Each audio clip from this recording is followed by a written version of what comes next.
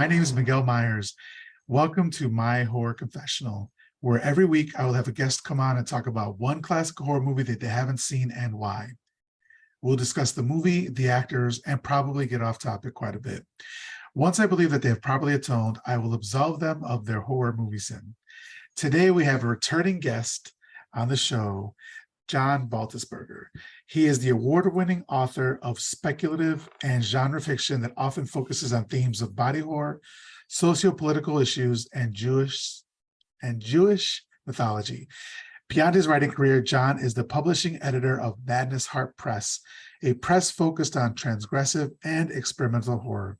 He also runs the Jewish speculative fiction press, I Gotta Try It, and the game company Madness Heart Games, where he works as the creative director. He lives in Austin, Texas with his wife and his daughter. John, do you have any other jobs? Anything else you want me to add there? I do so many things, but I think that that sums up what I want people to know about me, I think. Okay, well, that They was the don't show. they We don't don't have any other time for anything else. they don't need they don't need to know about what I do behind the Denny's. All right, well, John, welcome to the show, returning Thank you. guest. Thank you for having me. Yeah. So the last time we were on, you and I, we talked about the Cabinet of Dr. Caligari, I believe, right? Yeah, it was such a great film. Yeah. Such a fun time. And then I believe at the end of that episode, I gave you some homework. So you were supposed to watch 3 movies, John. So have you watched those movies? I And name don't them in rem order. I can't. Oh no, I'm on the spot. No. This Nobody was ever all an takes the elaborate homework ruse. seriously. Yeah, I just had you come back on to see if you've done your homework. This is that nightmare that people have when they're in their 30s and 40s and they remember that they're still back in school and they Okay, forgot in the my test. defense, I'm gonna play the C card. That's my get out of jail free card right now. Mhm. The what card? The C card. What does that mean? Oh man, bring you down, buddy. I was diagnosed with cancer. Oh my I'm God. dead serious, yeah. Okay, I'm so sorry. I wasn't aware. So, um, so that is my get out of jail free card. I'll just play the C card. Like you can't be mad at me. Yeah. Well, now I'm ashamed. Now I gotta cut that. No, I won't cut it. I can look like a disease. How are you doing? Are you I'm okay? good. No, hey, all joking aside, I got a blood test back just yesterday, or not yesterday, Friday, I think. It said that all of my tumor markers are normal, like within normal range for a healthy person. So with that in mind, I am in stage 1. I'm gonna probably do 1, 2 rounds of chemo and then keep an eye on it. So everything. I had some surgery. Had some Okay. stuff removed. It's been a rough summer, but the future's looking really good. Nothing to worry about. I'm okay. Okay. Yeah, I'm gonna be okay. I'm really sorry to hear that. I'm glad you have some positive news though. Yeah, absolutely, absolutely. How is that like affected like your like I have a family member who had cancer. I have multiple family members who had cancer. I've been through the cycle before. Yeah. That really wears on you. What I'll say, man, is that for about 2 months, whenever someone would ask me how I was doing, I said, "Man, tired, I'm scared, and I'm tired of being scared." Yeah. It was just really hard. And then, so I had the surgery, right? Mm. And then, we thought, hey, I have the surgery, then I'm good. And when I went and saw the doctor, he's like, okay, well, we took it out, we did the biopsy. You have the most aggressive form, so you are going to have to do chemo. Mm. We'll, in 6 weeks, we'll do a blood test and we'll see what stage you're in. Okay. And that was 6 weeks ago. Okay. And that part is the fact that you have to wait. They tell you, hey, you have a really aggressive thing, but now Yeah. wait, was excruciating. It was really, really hard. But We just got back from Denver. We did the fan expo. I saw you the other day at Ghoulish. Staying busy, seeing friends, doing the shit I love is, what keeps me going strong. Yeah. By the way, we can cut all this if you want. Like I don't know how, if you let the public know, like you tell me if you're not comfortable with this. Nah, it's all good. So I wouldn't brought it up if it wasn't okay. Okay. So that kind of makes it like extra connection to like the body horror aspect. Right? Yeah. Oh, you have no idea. You have Yeah. no idea. You have no Yeah. idea. Yeah. All right, so you can cut this out if you're uncomfortable. So I have testicular cancer. Okay. I went in. Doc looked at me and said, "Hey, we have to remove that testicle completely." When they did the biopsy, there are 5 kinds of testicular cancer. I had 4 of them. Okay. One of them is a teratoma. 4 of them. Jesus Christ.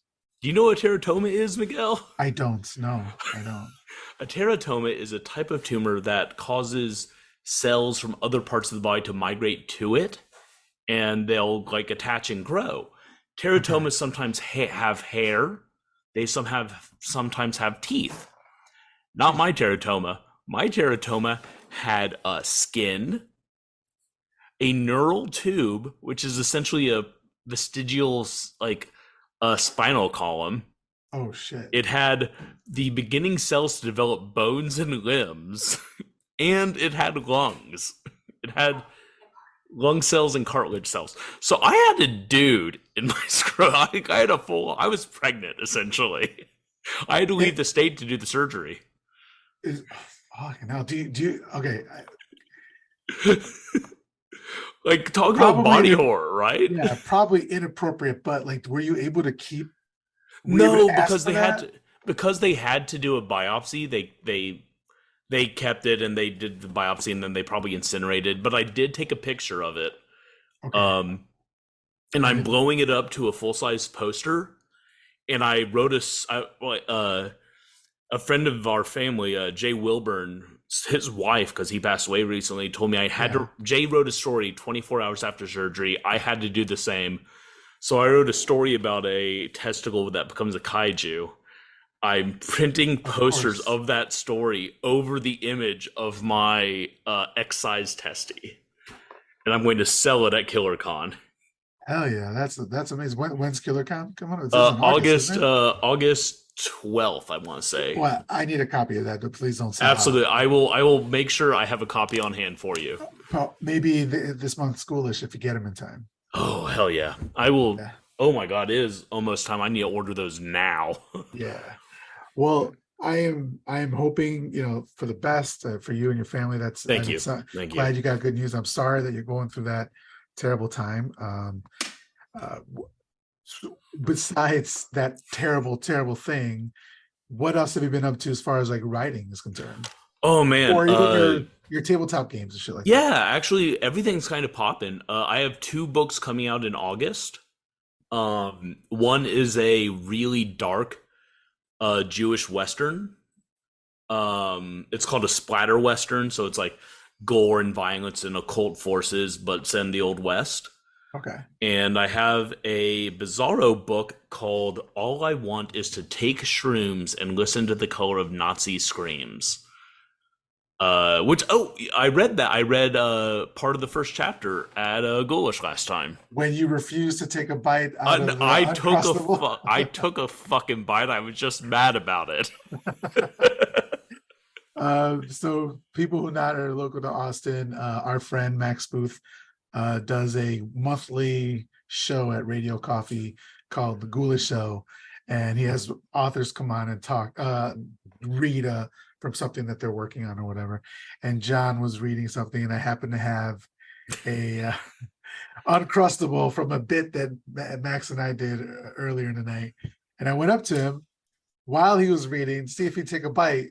He took the smallest little nibble, the little baby nibble. Yeah. You ruined the Uncrustable for me already. You might as well have taken a bite. It wasn't ruined. I just cut around that person and ate the rest of it.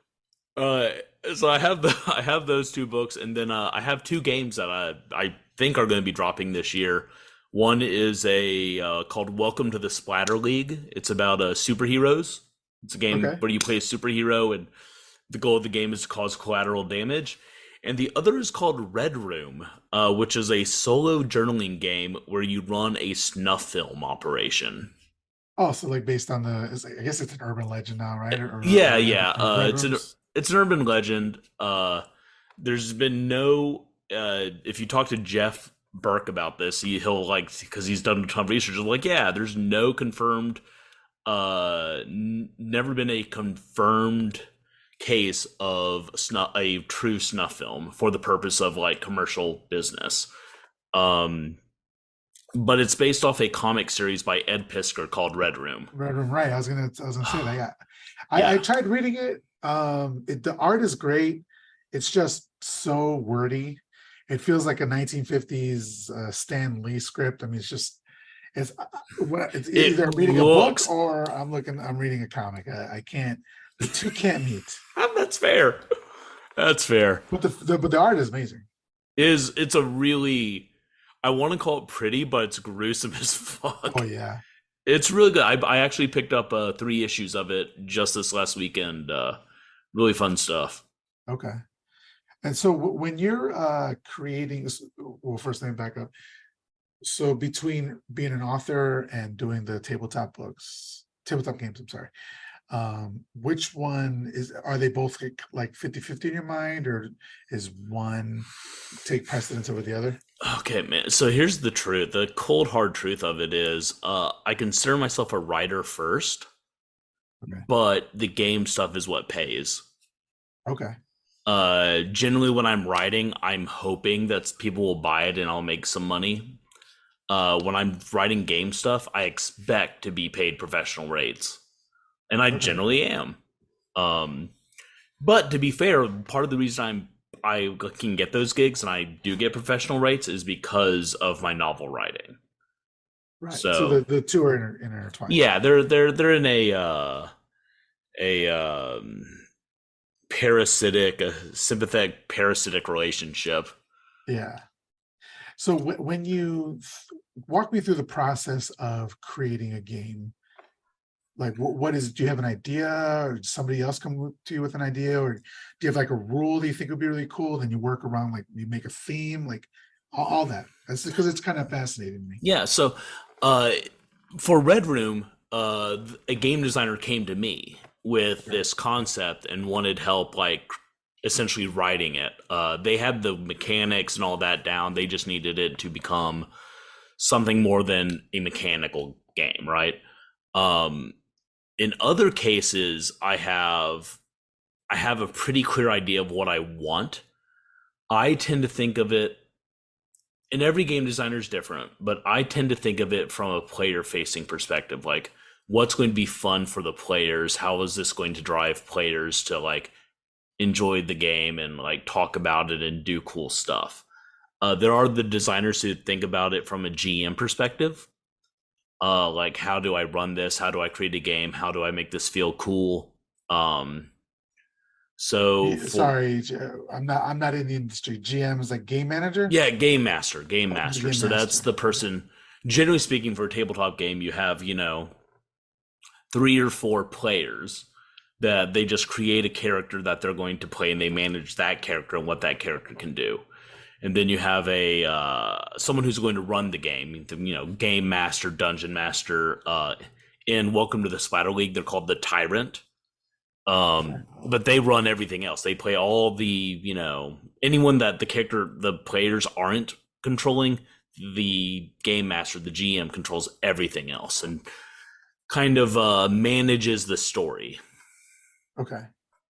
And so you think of it from that perspective? No, you said that other I think people do about from the that player's from a perspective. player's perspective. Okay. Which, good, there's good and bad. Like, I think people who play my games tend to have a really fun time. But it does, I am asking a lot of game masters of the people running the game. Okay. Um, my game design doesn't tend to be super friendly towards the people running games. For a reason, like you hate them? Don't hate them. Um, I just expect more of that. Like in my opinion, if you want to get a game together, it's an undertaking. Mm, Um, if you're going to run that game, you should be able to run that game. But on the other side of that, I want to put the bar for entry as low as possible for people coming into the game. So, for instance, let's say you're not versed in it at all. Let's say I'm like, okay, I want you to play in this game. Okay, well, what how do I play? It's like, okay, here's the thing: you have two numbers. This number does this thing. This number does this thing. You just tell me what you want to do, and we'll go from there. That's where I want the players to be. I okay. want them to not have to think about it. But that conversely puts a lot of onus on the person running the game, that they have to kind of work around players that can kind of do anything. Right. And so when you're thinking of rules, like how when you have a theme, I'm sure that's easier. Like, are you able to talk some specifics about Red Room, or is it like Yeah, a, or I'm just I giving you an can talk a example of little another about Red game. Room. Is a really Okay. interesting game because it is a journaling game. It's for one person. Oh, Um, okay. so it's a little different. Well, let's use it in Welcome to the Splatter League, Okay. because that's like publicly available. The Ash can of that is publicly available, so there's not really any surprises there. Okay. Um, Having a theme can help mechanically, but not necessarily, right? Because um, Welcome to Splatter League is about superheroes, and the mechanics are in place to create a situation where people can be superheroes.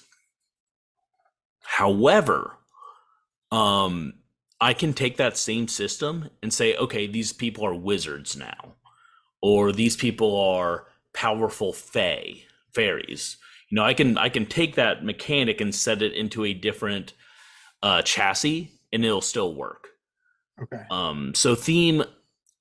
Here's what I'll say: mechanics should support the theme, but I think a good mechanical system can be used in multiple settings and with multiple themes, so long as it's the right mix. Right. And so when you find yourself when you're creating the rules for a game, do you ever find yourself like, okay, here's a rule, but that's too OP, I can't do that, or it's gonna like game busting mechanics that you're like, I oh shit. think I think other game designers do think about that. Uh, I say, "Oh man, that's really OP," and then I start high fiving everyone because I'm looking for a fun, like, for me, gaming is all about power fantasy. There are games out there where you're just playing Mark from accounting, and you're yeah. going about your life, and it's like slice of life, and I fucking hate that shit.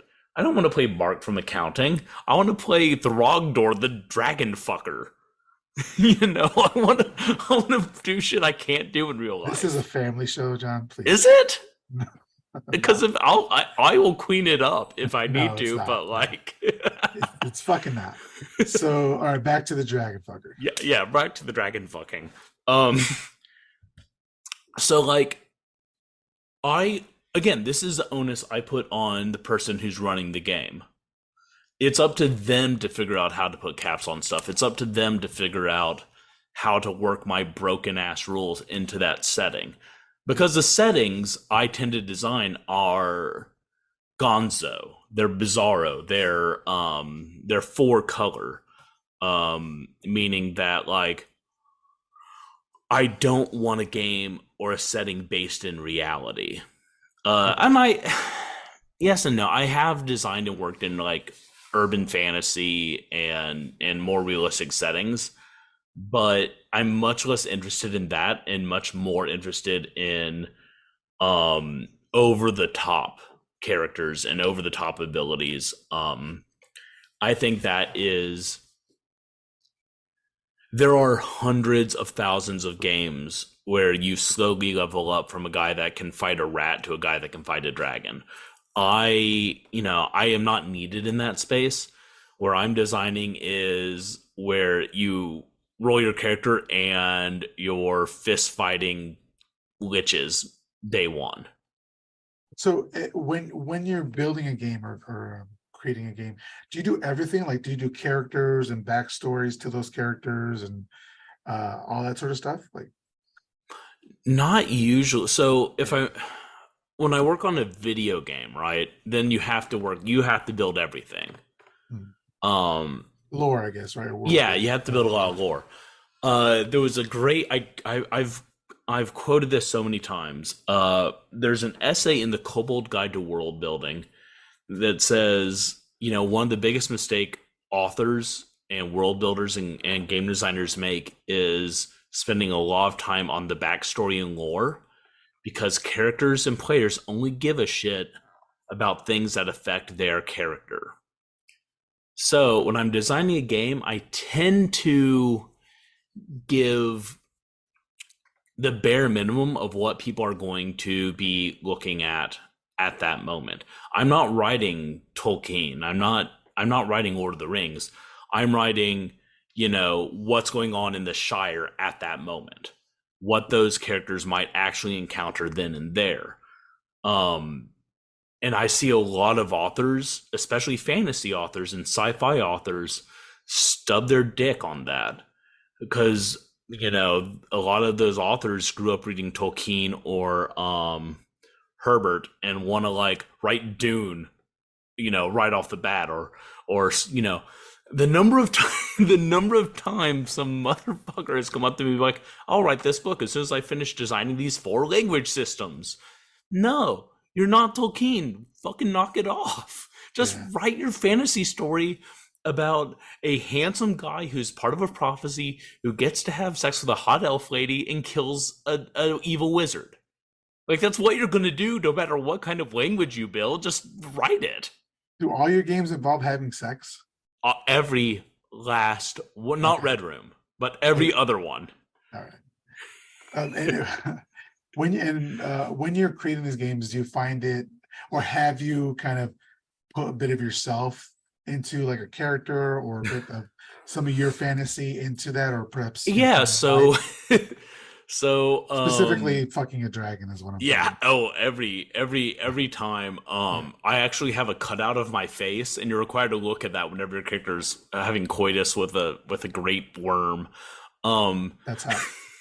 no, so my most recent so my first game drop was More Convenience, which was Jewish mythology in the game of Morkborg. Obviously, I write Jewish horror and urban fantasy, so that was very me.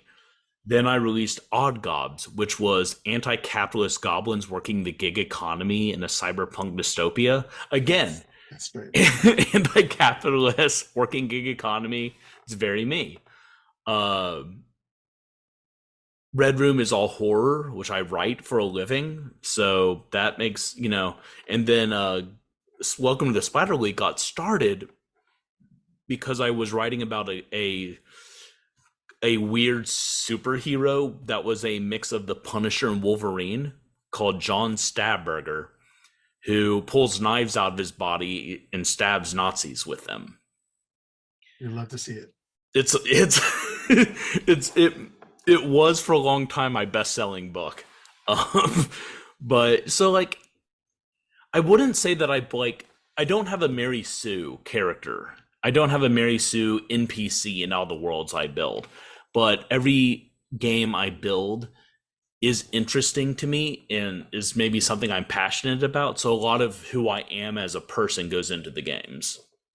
So my next question is there some sort of Baltisberger verse, a running theme Not in in the games? not in my games, but in my novels. There All is right. definitely a Baltus verse.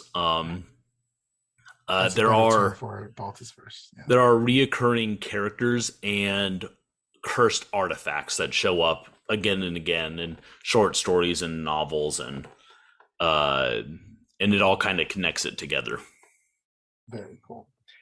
So before we get started talking about the movie that you came to talk about, if you could let everybody know how they could support you, where they can follow you, how they can buy your books, all that sort of stuff. Absolutely. So if you want to find me on Twitter or Threads, Maybe Blue Sky if I can get invited to that.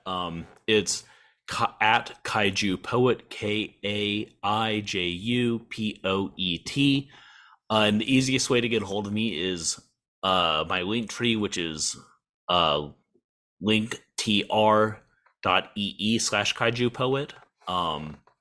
That links to everything I do, including my website, which has links to all of my books and all of my games and everything else I do, including my itch if you like digital stuff. Including your what? Itch. The hell is Itch.io. It's a marketplace that's for virtual games. yeah, okay, I remember. I know that one. I was like, your itch. I was like, what Yeah. kind of kinky shit is it? I got the fungus, brother. All right, so follow John, support him, and buy his books, all that sort of shit. If you're in Austin, come out to what is it, the Ghoulish Show, which happens once a month at Austin. Yeah, I'm always, whether I'm every presenting month. or not, I'll be there. Yeah, he sells his books there. So, all right, so we are here today to talk about, because John is here to confess his sin, his horror sin of never having watched The Fly from 1958. Is that correct? That is correct. No, wait, no, not 1958. I watched the Jeff Goldblum. No, you didn't. Yeah, I did. No, you didn't. Yes, I did. Well, this is going to be a short episode. Oh no. I could talk about The Fly. I could talk about Goldblum as well, because I've seen that one before. Oh, I'm scrolling up to where we confirmed.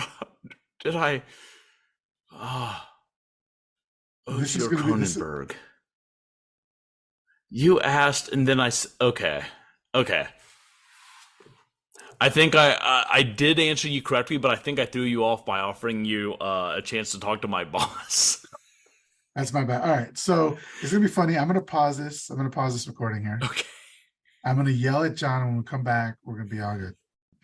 All right, so something not so chill happened, and I watched the wrong movie, and so we're going to pause recording, and I am going to be an adult and read fucking emails or threads and read and watch the actual right movie, and then we'll come back and we'll discuss it in a couple days. 3 weeks later. So everybody, welcome back to My Horror Confessional, the very professional program that we have going on here. To you, it sounded like it was just the blink of an eye, but to us in real life and for the people on the Patreon, you'll see that our backgrounds changed and our clothing has changed. It's actually been 2 weeks. We're not going to get into it, but John messed up. It wasn't me, it was John. John messed up. And so now, he made me watch the wrong movie. Again, John messed up. And so now I had to go back and watch the right movie, which was The Fly from 1986. So, John, we're not going to talk about what happened. We're just going to move past it. Even though it was your fault, we're going to move past it. The Fly from 1986. Why had you never seen this movie? I'm sorry. I watched Mean Girls. Oh, I thought we were doing Mean Girls this episode. Well, the mistake that you made was thinking that I hadn't. I actually have a Mean Girls podcast. So let's go ahead and let's talk about it. So I would pay cash money to listen to your Mean Girls podcast. Yeah, but so The Fly from 1986 was the movie that we were supposed to talk about 2 weeks ago that I messed up on. I watched the original Fly. So this one, why hadn't you had a chance to watch the Cronenberg Fly? I had seen it as a small kid, right? Like edited for TV audiences at my grandparents' house, and then later I saw the Fly 2, the sequel. Okay. And I love Cronenberg. I just never I think it's one of those things where, typically speaking, I don't rewatch things. I try not to watch things. My feeling in general is if I have time to watch something or read something or consume some sort of media, I should try to consume something I haven't already seen, because there's so much out there that like I feel really guilty if I'm like rereading a book or rewatching a movie, because like I could use that time to watch a new thing and like experience new Yeah. stuff and see a new story. And so I just kind of never watched The Fly because I was like, well, I've seen the second one and I've seen, I remember that I did see parts of the first movie. Um, but uh watching it this 2 years ago when we first tried to record this podcast, I realized I was Nice. like, Real no, I nice. don't know that I have seen the first. I may have seen the second one and then just assumed I had seen the first one. Because it was a really fun experience, and I didn't remember any part of it really. Right. Yeah. So The Fly, 1986, as you alluded to earlier, directed by David Cronenberg, starring Jeff Goldblum, Gina Davis, and John Getz as probably just a vile character, but like a vile character that gets a redemption arc, which was really weird. And I didn't really enjoy that aspect of it. Yeah. But yes, and other than that, it was like one other. This is a really small cast, which was kind of really cool to see. But we did also have a cameo by the director, by Cronenberg. I'm not sure if you caught that or not, but he was the gynecologist towards the end of the movie. I didn't catch that actually. Yeah. I'm gonna rewatch it. Um, no, I'm probably not gonna rewatch it because, like I said, We I feel just guilty said, if I but rewatch it. I completely understand what you're saying because that's exactly the way I am. I don't rewatch movies. I'm like, I've said it before. I'm like a collector in all aspects. I like to collect movies, comics, experiences, and also like with experiences is like different movies. And so Yeah, if I've seen that movie, on to the next, but I still love it. And if I really loved it, I'll buy it on Blu-ray or something like so I can come back to it later. Or if like I want to share it with a friend or something like that. But for the most part, I want to watch other movies because, like you yeah, said, there's so many other things to experience. yeah. I do. Um, uh, man, I can't remember Pluto TV. That's a One thing. of the Yeah. free streaming services set up a Tubi. Godzilla channel with the older Godzilla movies, and I'll put that on my TV and have it playing while I'm working. Okay. And I've seen all of those movies, uncountable times, but like because it's in the background and it's not something I'm trying to focus on, I don't feel too guilty about that. But yeah, Yeah. um, Well, speaking of because you were talking about the Godzilla, so you're the kaiju. Is it Jewish kaiju or what is what's Kaiju the Poet is kaiju poet? Kaiju poet, my right? tag on everything. Right. And but you write almost exclusively in Jewish horror, right? Um, Or is it? man, I apologize I if I I write a miscategorizing lot it. of Jewish horror. I do write Okay, Jewish stuff, and I run a Jewish imprint, so I publish Jewish genre fiction. there's a reason for this question. I promise. Yeah, but I write a lot of different stuff. Is kind of Okay, the shortest answer. okay. Well, the reason I was bringing it up was because you got a lot of Jewish representation in this movie. You got Jeff Goldblum and David Cronenberg, Hmm. and produced by Mel Brooks, which is pretty crazy. That So is like really wild. when you find out that Mel Brooks directed this and he also directed The Elephant Man. I mean, I'm sorry, not directed, produced. Yeah, That'd be a yeah, different movie. Helped produce the Elephant Man. And so it's just funny to see um, some of the ways that Mel Brooks is like all encompassing in Hollywood, which is yeah. great. We love Mel Brooks in this house. So so what was your first thought after watching the movie? Um, my first thought when I watched the movie, hand to God, was, "Huh, I there's a lot of stuff from The Fly 2 that I assumed was part of The Fly 1." Um, Okay. Did you see The Fly too? Was that one of the movies you saw regularly, or you It's not a saw it movie. once but it stuck with you? It's a movie I saw like probably 2 or 3 times over the years, because it was just playing on like the Sci-Fi Channel or whatever growing up. But it's something that like stuck with me, and like I love body horror, like Hmm. um that sort of thing. Like the John Carpenter's The Thing, for instance, like ranks among my favorite movies. I like this sort of thing, and so which is why I assumed I was just like, yeah, of course I've seen The Fly. But saying all that, it struck me that Gina's character had the best lines in the movie. There's Um, some pretty good bangers.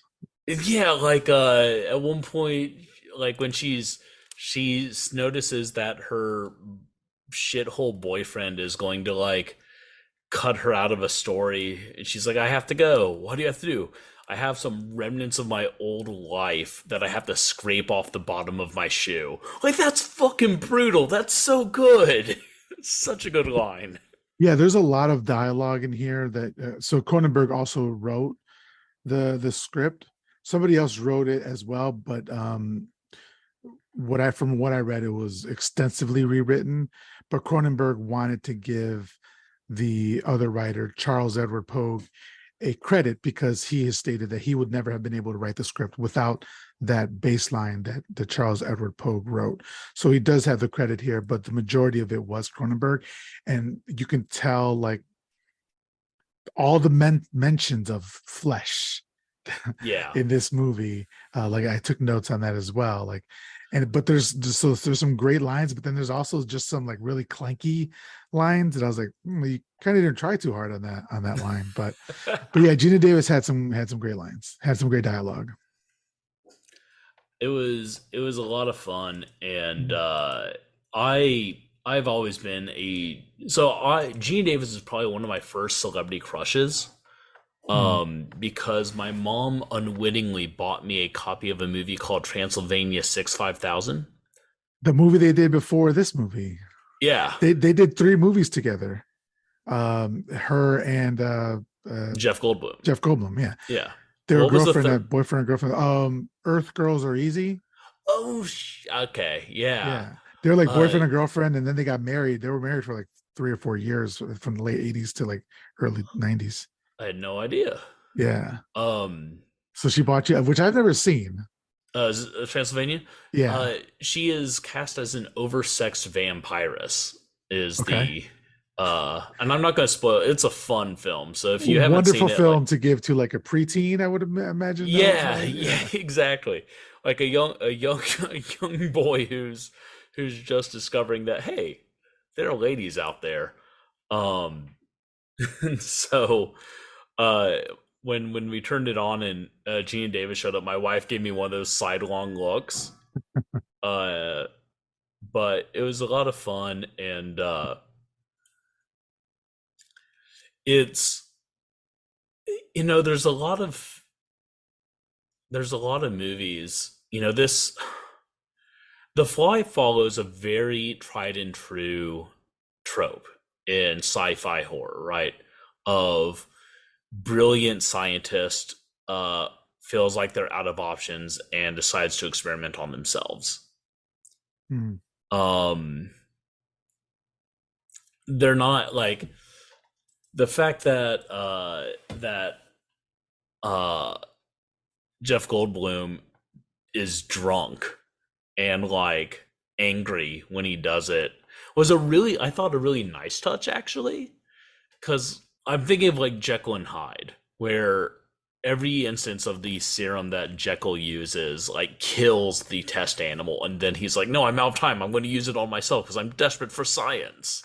yeah, Whereas Jeff Goldblum is like, okay, well, my science thing worked on this baboon, so like it seems to be fine. Now I'm angry and drunk. Okay, I'll try to like his line of thinking makes a lot more sense than this trope usually allows for. yeah.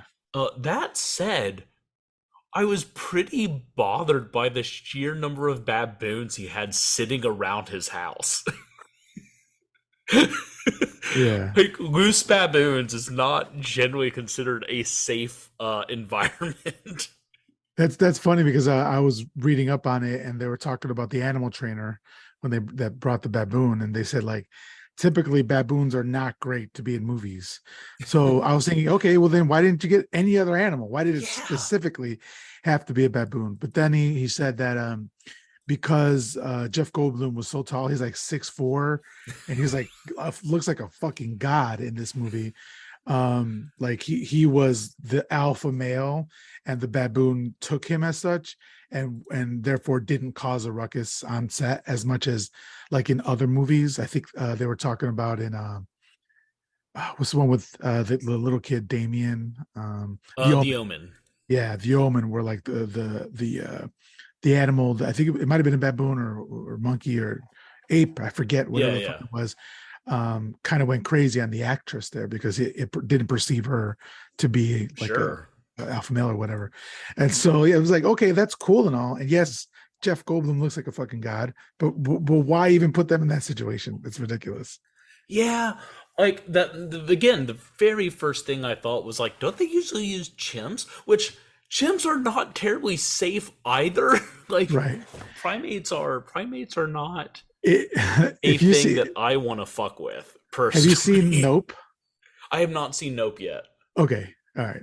Well, I'll leave it at that then. I The will see audience Nope knows. soon. If you know, you know. If you know, you know. Um, but my first thought when I saw the baboon is like, where'd that baboon come from? Shit, there's a baboon that the guys. And then he like that baboon dies, which I knew was going to happen. And it Yeah. was great visual effects. Uh and I was like, okay, fine. And then there's a second baboon. Jeff, my boy, where'd you get these baboons? And he just and like he's sitting there and the door opens and the baboon comes out. And my thought process at that point was like, this is all fine and good, but if this was not a movie, that baboon would come out of that pod swinging.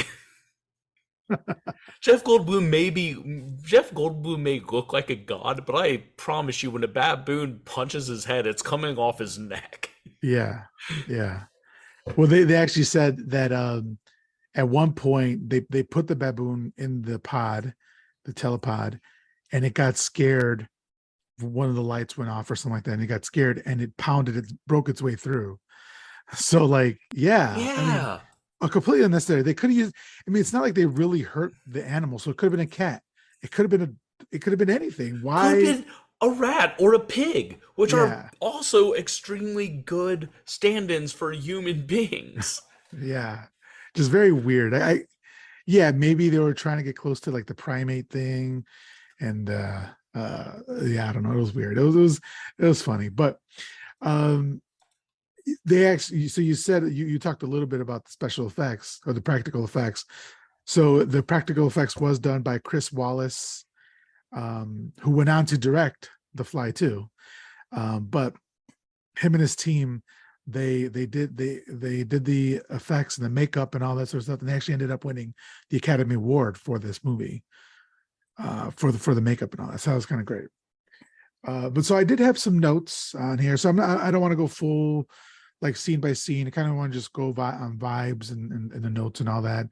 So first, my first note for the movie is it's very powerful opening music, and the music was done by Howard Shore, who did all the Lord of the Rings movies and all the Hobbits, and even one of my favorite horror movies, The Cell, with Jennifer Jennifer Lopez. Lopez. Jennifer Lopez, yeah. I used to have that movie on DVD, and I haven't seen it in years. I need to rewatch it.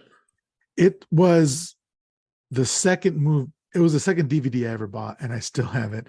First Nice. DVD I ever bought was X-Men, and I still have that one as well. I don't throw Nice. things away, but yeah, I just really, really like that movie. But we're not here to talk about The Cell. John, please focus up here. But he did do the music for Lord of the Rings, The Hobbit, and The Cell. So really great music to start off with. Right. And then the movie just starts immediately. They're at the party, and Jeff Goldblum is already coming on to Gina Davis, and Hmm. it's so cringy. It's very bad. Yeah, it's my first thought was like only a man would like invent something that will change the world, and he uses it to pick up a woman at a party, you know? There's a scene in Metalocalypse where they're talking about doing yoga so that they can go down on themselves. And I think Squizgar says, "Well, yeah, man, I would have never bothered learning the guitar if I could do that. Everything I've ever done is just get to try to get a woman to do that for me." It reminds me of that. I think that I think that I think that the romance of that film is terribly done. Um because it does really go from, okay, there's an interesting story here. I'm going to work that too. I care about this man so very much. And there's no real connective tissue holding that relationship together. Yeah, because yeah, there was no they from what we saw, they went on like 2 dates, Hmm. cheeseburger. So but yeah, I didn't see they weren't like this long lost, like beautiful romance or anything like that. Yeah. And so even towards the end, like my very last note was, hold on, let me scroll down to this last note, is how does she still have feelings for this man? Like she's like crying, it's like saying, I can't, like if they were like this couple has been together and they have like Yeah. children together, and she's just like, I can't do it. I'm like, what are you talking about? You've known him for at most 2 months, and for 6 weeks of those 8 weeks, he's been going through this process, Yeah. like And changing into a and partner. he kicked you out after a week and slept with a hooker like Yeah, that night. Like I don't yeah, it's yeah. I didn't understand that either. it's lazy. It's lazy writing, but also like part of the problem with movies is that uh really built like trying to build a believable and passionate romantic relationship in the space of an hour and a half when the focus of the movie is, this transformation and like uh uh you know this is a man versus self story, essentially. Although, the self becomes less than man or more than man.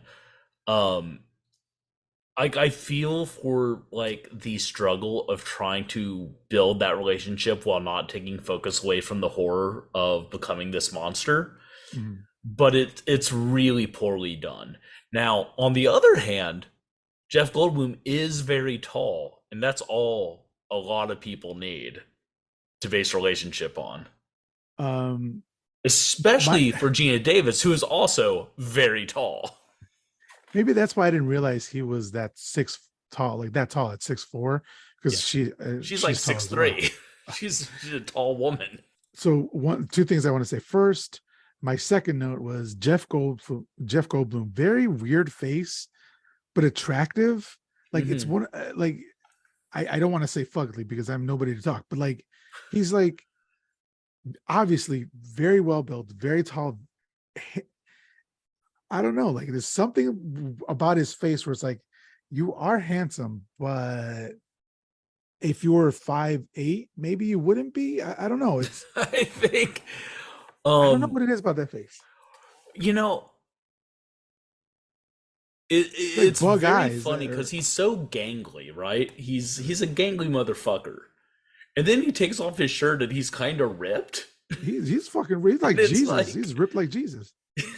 I don't know if he's Jesus ripped. He's Uh Jesus had the six pack on his sides. I know. I look, It's, hey. No one knows but no Jesus, one knows what a Jewish carpenter looks like under their robes, quite like a is, is that a I don't know. I uh, don't know where I'm going with is this. that a I'm flex? I'm pretty sure I'm going to say something racist, but But Jeff Goldblum, all I'm saying is like Jeff Goldblum's a charismatic guy. He's a handsome guy, and but I definitely see where you're going. Uh, I also think that at this point in time, he hadn't become a meme. His Right. kind of like bumbling delivery hadn't become a characterization of himself yet. Right. And so, you know, when you and I are watching Jeff Goldblum do his thing, it's very obvious like that's Jeff Goldblum. That's Jeff Goldblum being Jeff Goldblum. Um Whereas back then it would have been much more much more endearing, I think. Um Although I do want to point out that I think his performance as the like Brundlefly, like with the twitching and the eye movements, was extremely well done. Yeah, I like that part a lot because the practical effects people were like, we need something to tie you together from when we're just using a puppet. So when the puppeteers, because there's a portion of the time when it's not Jeff Goldblum there, it's just like a puppeteer and they're using him, uh, puppeting him or whatever it is. And so they're like, is there something that you can do so we can connect? And so he's like, yeah, well, I can do those twitches.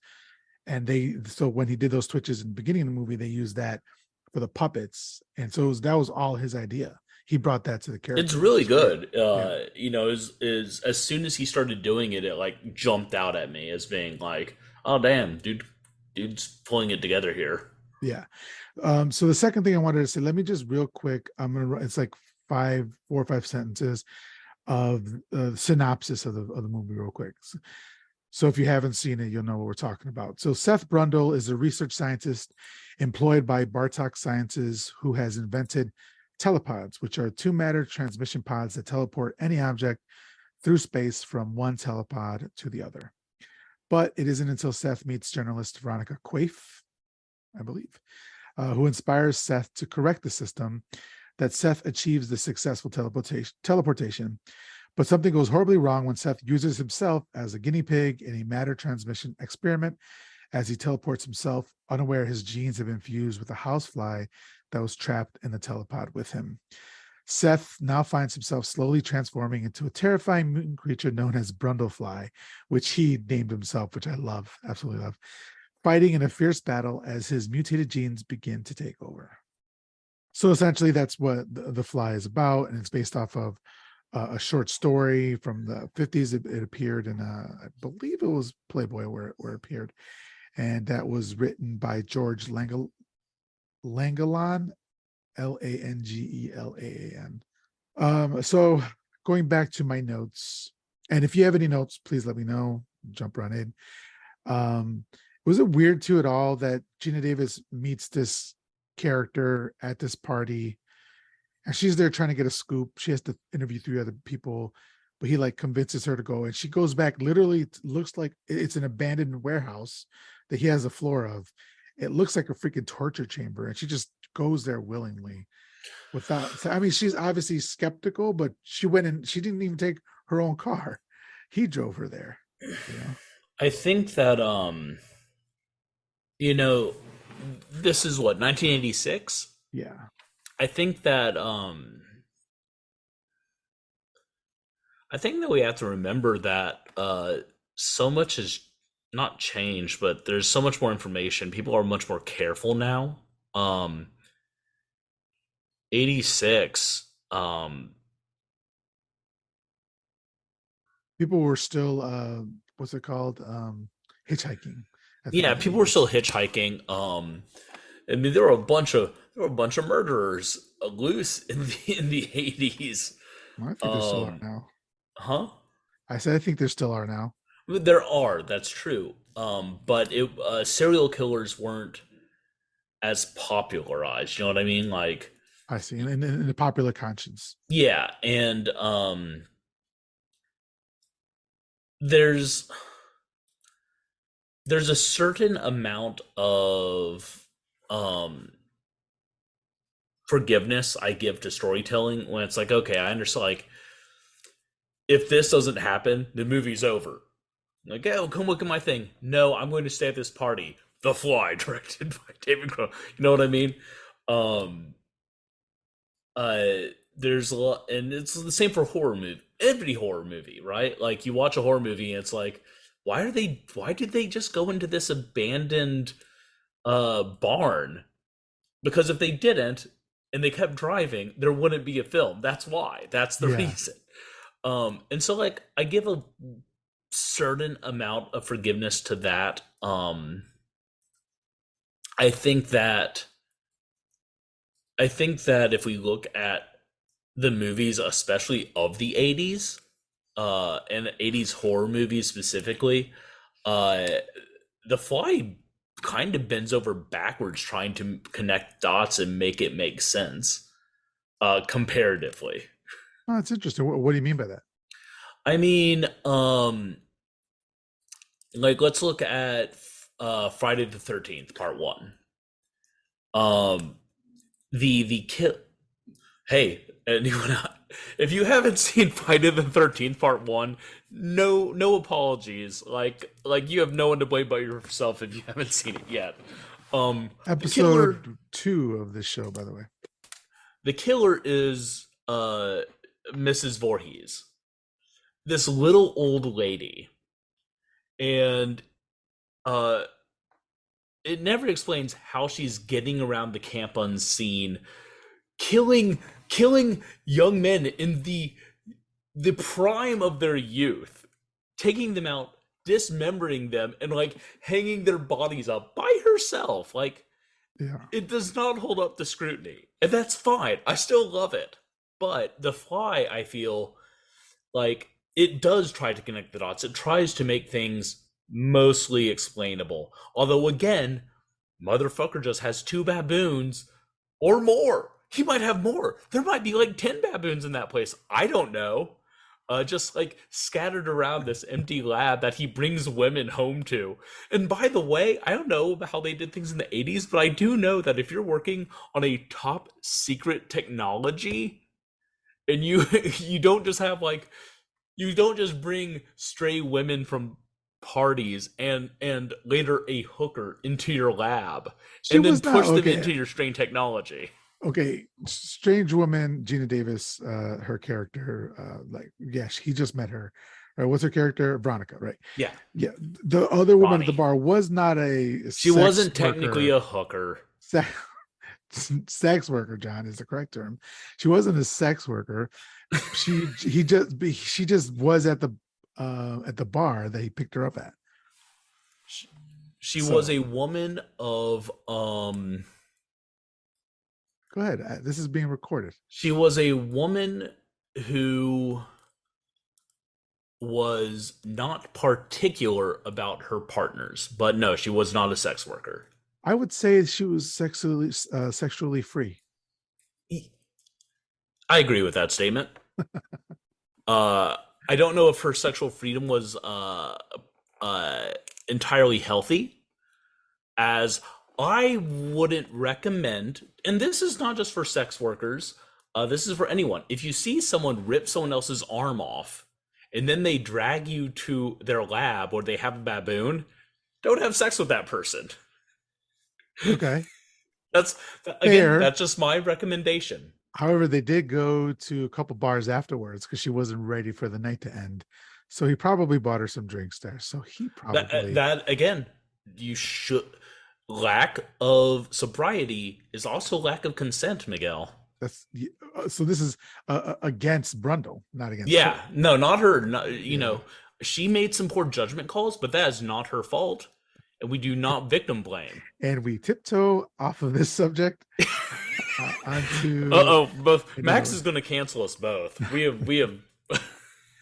The other thing I wanted to say, so she walks into the apartment. First thing he does, glides right over to the piano and just starts singing. Love it. Like he's the type of character who is like always coming on to a woman but is charming about it. However, if he wasn't very tall, old. he would.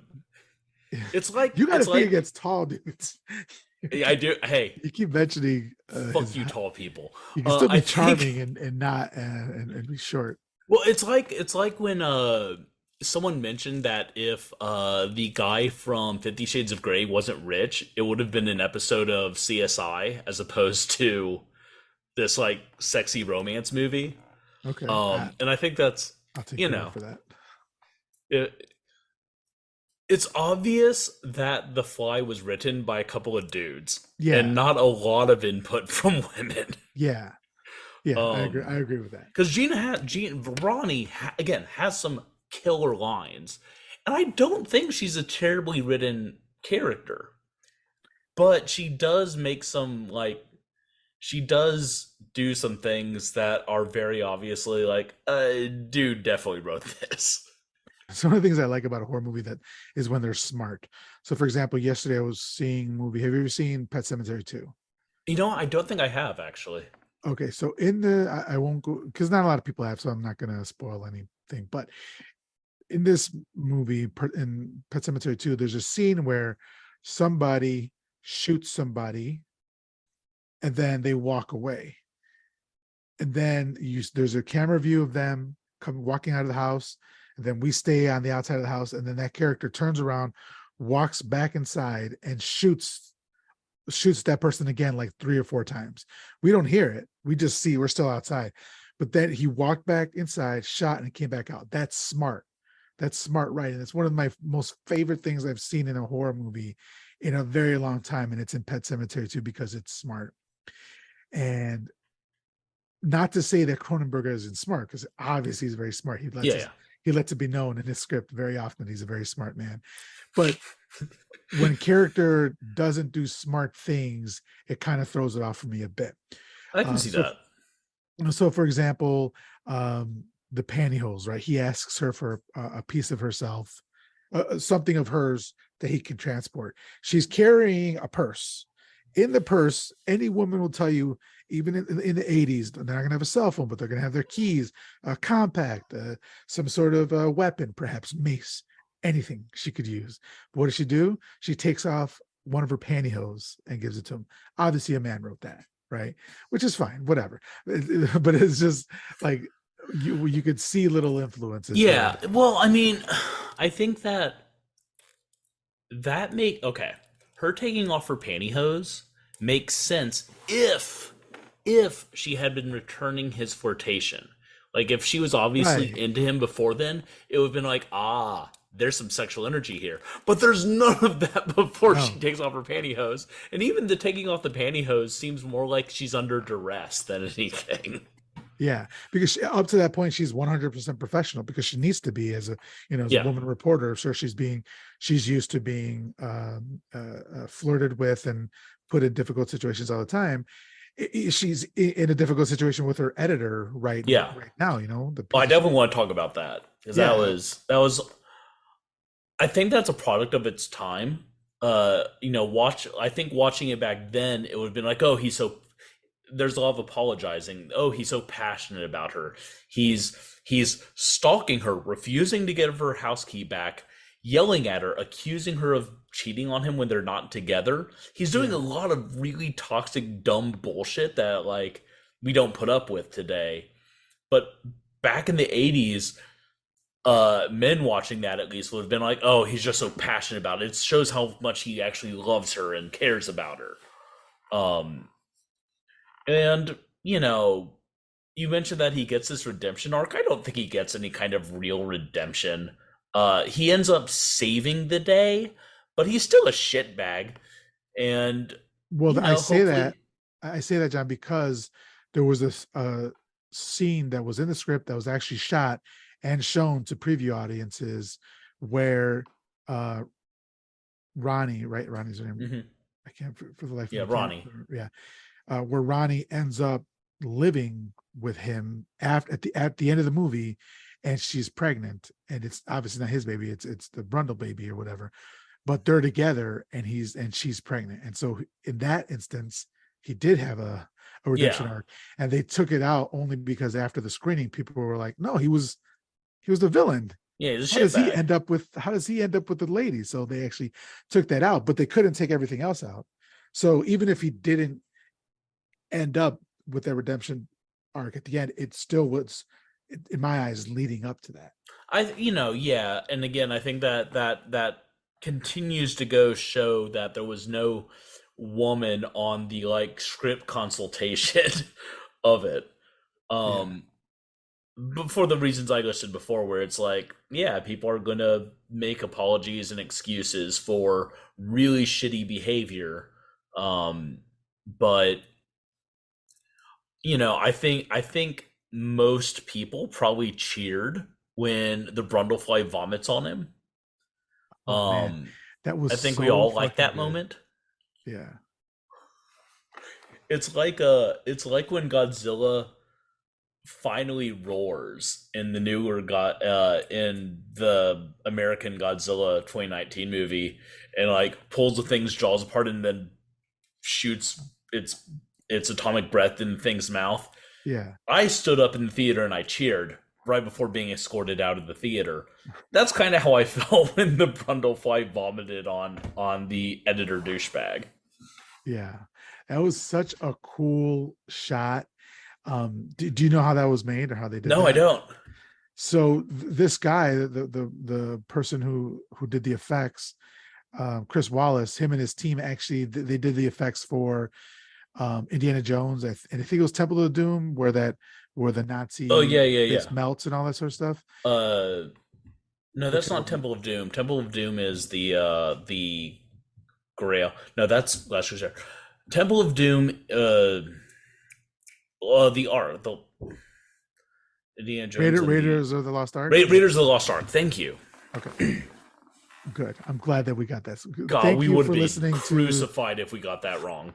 Thanks for listening to Jones Cast. But back to the Fly. They so it's kind of like the same idea there. They made it out of jelly and other sorts of stuff, and then they just hit it with a lot of heat and just melted it. And they filmed it kind of like almost in slow-mo, so it looked incredible, and it looks so Awesome. good. Looks I good. love practical effects, man. There's not E- enough of them anymore. even when I'm not a luddite. I understand that you need practical effects, and when used right, like a lot of times you can use practical effects like in the background, add people or add like scenery Just you mean or CGI? buildings. Yeah, what did I say? You've been saying practical effects. Sorry, I meant, yeah, CGI. Sorry, I guess I am old as fuck.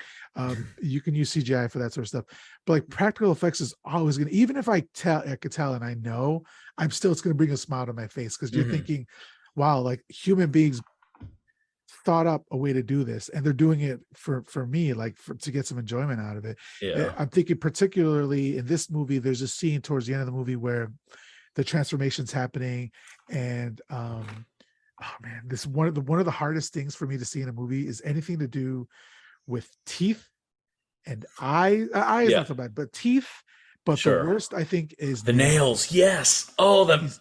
he Oh, that starts wigged me taking out out so the bad. nails, Yeah. and like he starts like pushing out like the pus out of his nails, which is pulling out which is pushing out the nails. Yeah. Like you could tell that was a fake hand. Like one hand was real that was pushing it out, but the Yeah. thing was fake. But and you could tell, but it was still really fucking good. It was a Yeah. great effect, and I loved it. So I don't know how I got on my soapbox I again have about no. I have no problem with like. There's people who get really bent out of shape over CGI. Um, I don't have a problem with CGI effects. I don't have a problem with CGI used in like the Marvel movies. The CGI doesn't bother me, except that they started like not budgeting for it. It's getting worse and worse. Yeah. But like in general, I don't have a problem with it.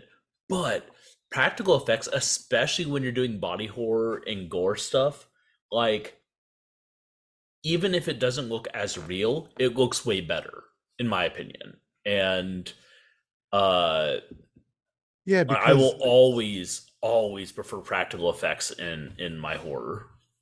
I agree. And part of the reason why is because CGI effects don't typically, unless they're done incredibly well, which you have to spend millions and millions of dollars on, don't age very well. Mm, Whereas practical effects do age well. Yeah. So Yeah. anyway, One thing that I found really interesting is um the amount watching older movies. Uh One thing that's really interesting about watching an older film uh is connecting it to the pop culture references that okay. you see since then. And The Fly is a big touchstone for not just sci-fi horror, but like it's all throughout so many different like cartoons and shows and book references. So it was like really cool to kind of connect those dots. Well, do you know about the phrase "be afraid, be very afraid"? Yes. So that comes up in this movie, but this movie is the originator of that Oh, is phrase. it? Yeah. So like that's all everywhere in pop culture, like in horror Yeah. movies and other movies, but it was first said in this movie, and That's cool. it was said by Mel Brooks because in one of the production meetings or whatever they were having, they were like they were talking about what the people's response should be to this Brundlefly character, and he's like they should be afraid, be very very afraid. And so Cronenberg liked that and put it in the movie. And from then on, like it's just been in the zeitgeist. People just use it. I think it was even on the poster. I believe so. It's So that's just it, crazy. I was gonna say there are a few people that are as quotable as Mel Brooks, though. So like it doesn't like I'm not shocked, Yeah. but what a powerful grouping of people to work on a film. And I think that it it shows in how this movie stands up because while there are problems that we've kind of talked about, it was a really good like it's not a bad film and it like there are a lot of films from the 80s that you can watch today and just be this doesn't stand up, this has not withstood this test of time, but I feel like The Fly does. Like I enjoyed it. I made fun of things for sure while watching it, but like it was a fun movie. Yeah. I think I always I always think to myself when I'm thinking about The Fly, and I haven't seen it for a while because this is probably the third or fourth time I've seen it, but it'd been a minute. I always think The Fly, like it's a good movie. It's a Cronenberg. That's a classy, Hmm. Cronenberg's a kind of classy guy. And then you get into it, and you're like, holy shit, it is a great movie, but it's not class. It No, gets I'm gets going to admit to you, dirty. I love Cronenberg. I have Yeah. never once in my life thought Cronenberg class. Yeah, yeah. I mean, that's true. I don't know why I have it in my head about that. But It's like because there, he has a pedigree, right? He's for all intent and purpose, he is the master, the godfather of cinematic body horror. yeah, yeah, I would agree to that. Like I think Carpenter did it well, but he doesn't return to the well. He only did it once, whereas Yeah. Cronenberg, that is who I mean, there's a reason why like Rick and Morty had that whole like Cronenberg Yeah, episode, I have a cup, a mug that someone made me that's covered in like eyes and gross body horror stuff. And he when he made it, he's like, "Oh yeah, this is my Cronenberg cup." Is a It verb. yeah, it's a verb, it's an adjective. Yeah. Um, and I love as a writer, I love doing body horror. I focus on it a lot when I'm writing books. And I firmly place my love at the feet of Cronenberg and Carpenter as well. Yeah. So just some of the lines I remembered here is he was talking about why there was a mix up with that baboon, and he's like the computer's stupid, it only knows what you know. And then he's like, I must not know enough about the flesh. Cronenberg line, right? And then Yeah. there's other they're having sex, and like they've been going at it for hours, and Gina Davis is like, oh, we have to stop. You can't have any fluid left in your body. I was thinking, oh god damn, that's like pure Cronenberg line Yeah. right there. It's so disgusting. But yeah, there's nobody like Cronenberg, and there's nothing like a Cronenberg movie. Yeah, absolutely. I think that I think watching it now uh kind of has an even more intense feel as a fan. You know, if I was watching this when I watched this as a kid, right? Or when I watched The Fly 2, um like yeah, I'm having fun. Yes, it's cool, but I don't connect those things like I don't think like, oh, that's such a Cronenberg line.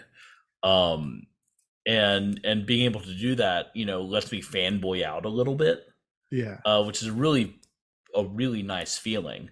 Um, I will say this is the very first horror movie my daughter has watched because she watched it with me. Okay. All right. Yeah. All right. We'll get her on the mic. What'd she think? How many upside Oh, down crosses? No, one second. One second. Let me. no, but really, did she? What was her No, impression no, of no. her? She's coming. Come here. Okay. Come here. Come Or on. Oh, I'm gonna take my background off real quick.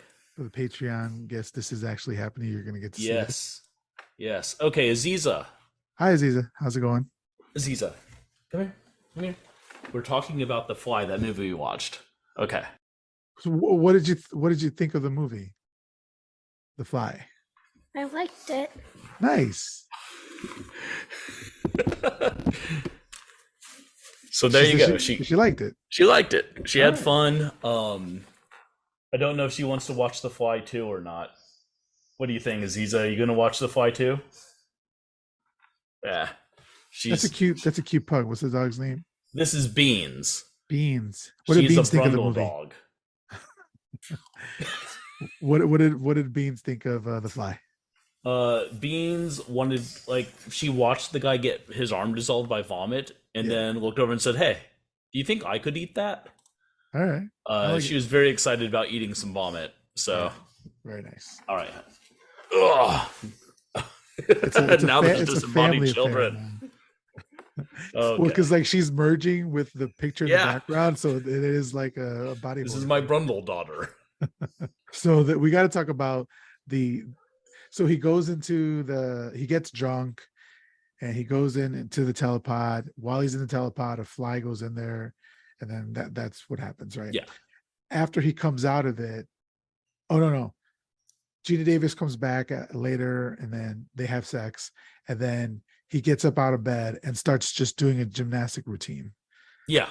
Which I think is fucking hilarious. That he just happens to have, it's not a balance beam, but whatever, a gymnastic bar in his house with enough clearance to be able to be doing it. And there was always a beam or something right in our line of sight where we couldn't quite make out Jeff Goldblum's face. You know? Yeah, right. Hilarious. Just I loved it. I mean, I definitely have had bouts of sexual joining where I felt like doing acrobatics afterwards. But I just don't want to do it now because no, it's funny because again, they're trying to shove as much information as possible into such a small time frame. Because it's only like an hour 30. Yeah, it's a short film. Yeah, it's pretty good. And so like I understand why they're doing it. I get what they're trying to say, but one thing I thought was really interesting is the telepod does have essentially artificial intelligence to a small degree, and I think it's a much more realistic portrayal of what will go wrong with AI than movies like Terminator. Like, because what he says, the computer only knows what I know. The computer only knows what I tell it specifically, right? Yeah. And so this sort of thing, this is more likely what's going to happen than like it becoming autonomous and building death machines. Well, I said the same, very similar thing. I'm like, him asking the computer what happened is like me trying to get ChatGPT to give me what I want. Yeah. It's like only going to answer a specific question. You have to be very, yeah, it's, but yeah, I thought that was pretty good. And the computer graphics don't look terrible. Like for 1986, I've seen like Yeah. worse graphics in that and all that. But, you know, just to go I back really quick. love, I fucking love when like super far distant future movies and TV shows have computer screens that are showing like MS DOS. Yeah. I love that. That makes me laugh so hard every time. And then I just want to say, like the flies are natural gymnasts. Like flies are known for their gymnastic capabilities. Yeah, every It was time. it, it was just Every cool. time you Like see a fly, it's just doing like handstands and cartwheels. real quick, have you seen the original? I know I've seen the original. Have you seen the original? I haven't. I did not watch the original in the time between recording. Okay. I have been somewhat busy. Yeah. No. All right. Let me see what else. So then after he's gone through the machine and they have sex, um, and does the gymnastic routine. Like the next day they go to like a coffee shop and he's acting like he's like high on cocaine, Yeah. like snorted out of his mind, and like snapping at the waiter to bring him something. And it's kind of hilarious.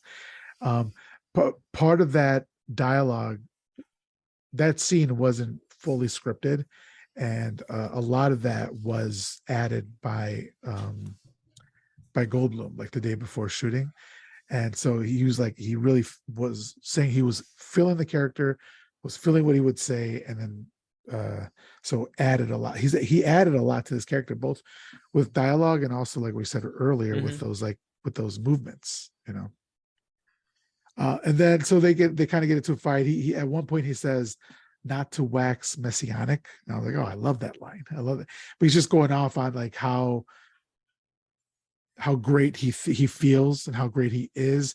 At one point, even in this scene, he says, "I've been purified," like how coffee goes through a filter and all this sort of stuff. He's been purified. He's like a better human for it. Little does he know what actually happened. And then we start to see those little hairs Little growing out hairs, of the yeah. back of his, which look nasty. Mm-hmm. Yeah. What's interesting about, so there's two things that are super interesting about this. The first is that the human body has bacteria. Like the human body has lots of stuff that is not human in it. Right. Like we all have parasites and bacteria and viruses and stuff. The idea that because there's something non-human in the telepod, that's what fucked it up, is kind of funny because like there's lots of stuff in you that's gonna fuck you up. I wonder if that baboon is going to become a tapeworm baboon sometime soon. The other thing is, you may not know this, Miguel. I used to be a professional actor. I did not know that. Yeah, I used to do movies and commercials and films and stuff. Okay. There's a lot of ad libbing.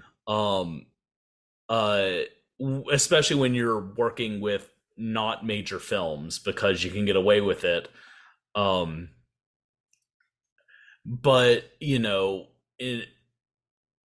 directors and sound producers hate when you do it, but sometimes the writing is either not done or is kind of weaker, or you know, you as an actor you just kind of think like, hey, it would be fun to say this even if I have to do another take, or this feels more in line with what I'm feeling as this character right now, and I'm going to try it, and if I get in trouble, so be it. And so like it's always really, I'm always extremely curious when I'm watching a movie how much of what I'm seeing is being written by the writers of the movie and how much is the actor's natural charisma, humor, or philosophy that's kind of shining through. Okay. So were you able to get that with Goldblum in in this movie? No, but I know why. Okay. I know why. It's because Goldblum plays Goldblum. Always. He's Right. I like Goldblum. I think Yeah. he is a very fun person to see. but I don't think he's a particularly amazing actor. I think he's playing Goldblum. He's It's like Nick. charismatic. Yeah, he's very charismatic, but Yeah, it's like Nick Nick Cage, Cage right? or Christopher Walken. Yeah, like it's I enjoy seeing you on TV. I enjoy watching your films, but you are absolutely yourself. It's Yeah, like John Benjamin, the voice actor that does Bob from Bob's Burgers. he does tons of other voices too. Yeah, He's extremely prolific as a voice actor, but he only does the one voice. It's not like Mark Hamill, who is a vocal Jo- chameleon. yeah, Joker and all that. John Benjamin just has the one character voice. But it's so funny that he does Archer as well, right? Isn't he Archer? Yeah, he does Yeah, Archer. He does. He did Coach McGurk from Home Movies. Okay, I haven't seen that, but He's done a ton, and he's always that one voice. And anyway, I say all that to say, like, it's hard for me to tell what is a written voice and what is Jeff Goldblum's voice, because Jeff Goldblum's approach to it all is Jeff Goldblum. yeah, and then which we love him, love him and stuff. But going back to the writing a bit, another line which is towards the end of the movie, where we found out that she's pregnant, and she goes to doesn't want to have the baby, and then has a dream or a nightmare, I should say, about the larva, having an yeah. abortion. Like at that point, that's when I was like, okay, Cronenberg couldn't help himself. He wanted to make that, and did anything he could in his power to do that. That at that point, like it was a bit too extreme for me. I mean, not extreme, but like, remember when I was saying classy? Like I was thinking, and then you see a giant larva. This woman give birth to a giant larva baby. Yeah. Okay. I don't know why I ever thought that, because that's definitely not the case here. Like, he just couldn't help himself, which is fine. But like at that point, I was like, okay, this isn't a perfect movie. Like I was really enjoying this movie, but it's not a perfect movie. Some people are gonna love it. I'm an extreme horror. Not really. I'm not extreme horror. I'm a splatterpunk author. I write grisly, messed up stuff. It is my niche. I totally get why that scene's in that movie. I totally understand where Cronenberg came. Like, I'd probably do the same thing if I was directing or producing that movie. That said, is it necessary? No, it's not. It's gratuitous. But I also think that having a birth on camera, having it be a larva, and having a character go to get an abortion on screen is it's all transgressive, right? It's pushing taboos, it's pushing norms at that time, especially. And I think it's part of what makes them great. Even if it isn't an enjoyable scene to watch, it's still great that it's in there, because it does push the limits of what's acceptable in cinema. That's true. Just the fact that the way it was shown, like she had the choice. She made the choice to say, you know what, I want an abortion. I need this now. And it was always her option. There are times where she's like in the procedure where she's like, no. But at that point, I think it might have already been too late. Like they already were in the middle of the procedure. I thought the dream sequence was a birth, not an abortion. Oh, was it? Yeah, the dream sequence is a birth. She's dreaming of giving birth to this thing. Okay. And then later she goes to have the abortion after the dream. I don't remember the sequence of the thing, the way I took it, because the doctor was saying suction, I need suction, which I don't need to get graphic, but that is a procedure in abortion. So regardless of what's happening, they do show a woman, having the option or exercising her right to an abortion. So that's cool. But the writing, of the afterwards, which was I was trying to get to, was like it was just a dream. So she goes to Brundlefly, and Brundlefly does the Kool-Aid Man into the clinic, right? Yep. Breaks through this glass brick wall, and it takes her King Kong style back to his Hmm. thing, and he's like basically begging her, please, keep the baby. And so the dialogue that I was talking about, which is kind of weird because everything else was so good, he's like, please have the baby, it's all that's left of the real me. And then she says, no, I can't have the baby. And then he says, too bad, too bad. It's like, really? That's this great thing where you're going to try to convince her. Like, no, he just says, too bad, too bad. It was just really off-putting I and think jarring.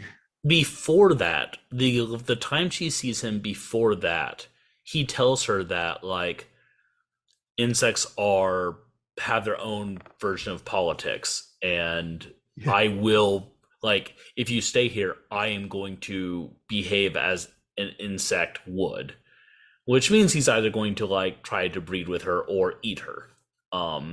Is the implied, threat. yeah, and I love Um, that she actually leaves when he tells her to leave. yeah, She leaves, which again, smart writing. Love that. yeah. And my God, Beanifer, beanies. I He swear to I will feed you to the fly. he Gonna. wants us to know what he thought about that abortion scene.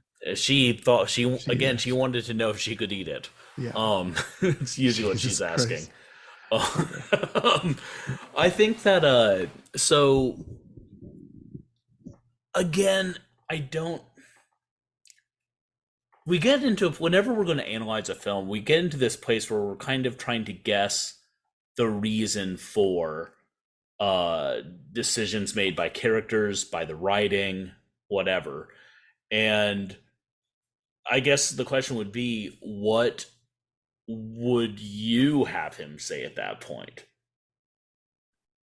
Well, I mean, he could just go on about how, he wants to leave a legacy for this child, and how they could start this new race, anything like, but just to say, too bad, too bad. It's It's just, an interesting.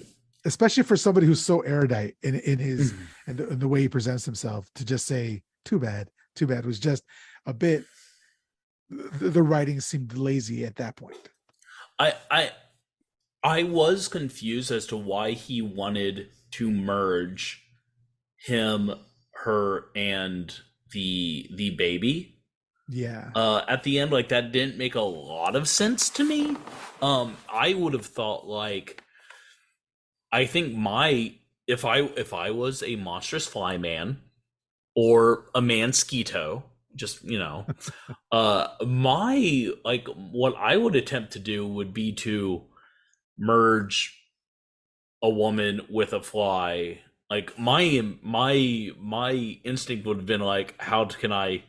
Because in what insects do and what insects are very good at is populating and creating lots of insects. And so I would think the biological imperative would be like, I need to make more of things that I can mate and create more. Not I'm going to merge into one and then we're going to live a short life and die. That Yeah. didn't make a lot of sense to me. At that point, he's completely lost the thread. I think he's just trying to save himself in any way he can, and he thinks that this is his final chance. Because I mean, if you think about it, he has three telepods, right? One for him, one for the character whose name I definitely know, Veronica, and then the third was going to be them merged. So him, Veronica, and the baby, who's just a fetus at that point, or not even like who knows how many weeks there, how many weeks old that baby is. So like it didn't make any sense whatsoever for the. It didn't make any sense like for the I'm sorry, it makes sense for the character to think so because he's completely insane at that point. But like I don't think it's like the writing didn't make sense. I think that it was just like through the viewpoint of this insane character this is what he wants to do. That was my reading of that. It just it worked from a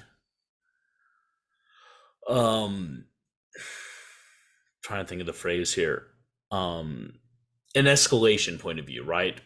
The movie, I think the movie does a fairly decent job of escalation and pacing with that escalation. And I think at the end,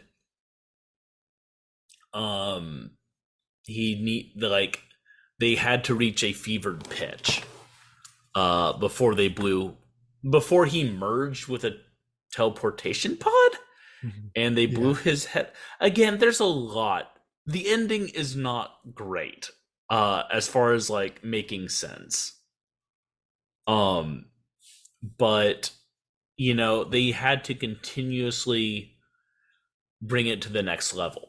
Yeah, I see that. And you're right. Like the ending doesn't make sense because the doors opened, and because the doors opened, it fuses with other parts of the actual machine, which doesn't make any sense because it never tried to fuse with any of the parts of inside the machine.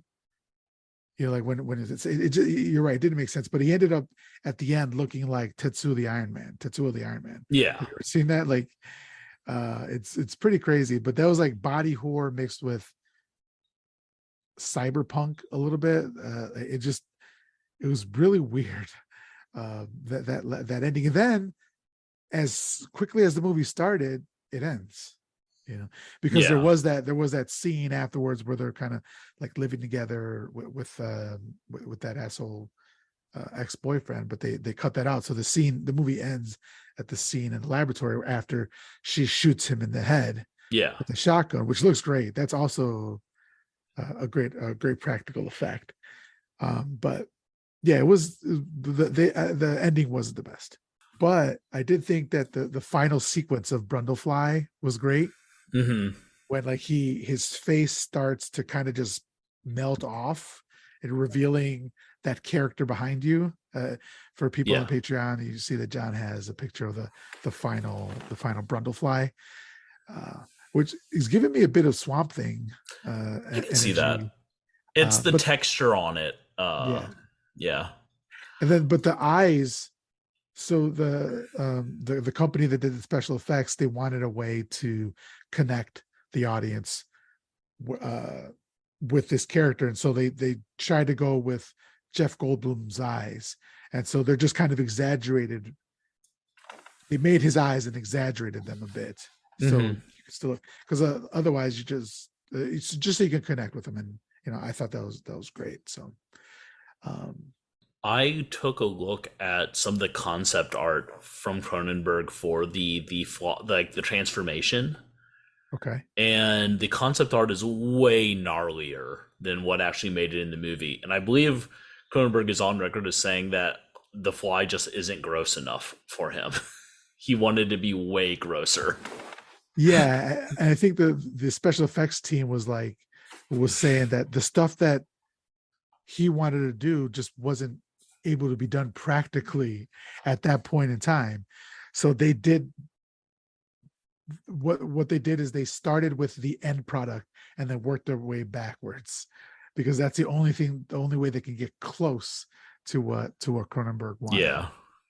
But yeah, I mean, he has a great mind. And there was what's his name, Chris Wallace, the makeup designer, the practical effects designer, was saying that Cronenberg is like a rare breed of director when he works with him. Most directors, he says, will say, I want the eyes bigger, or the snout needs to be longer, that sort of thing.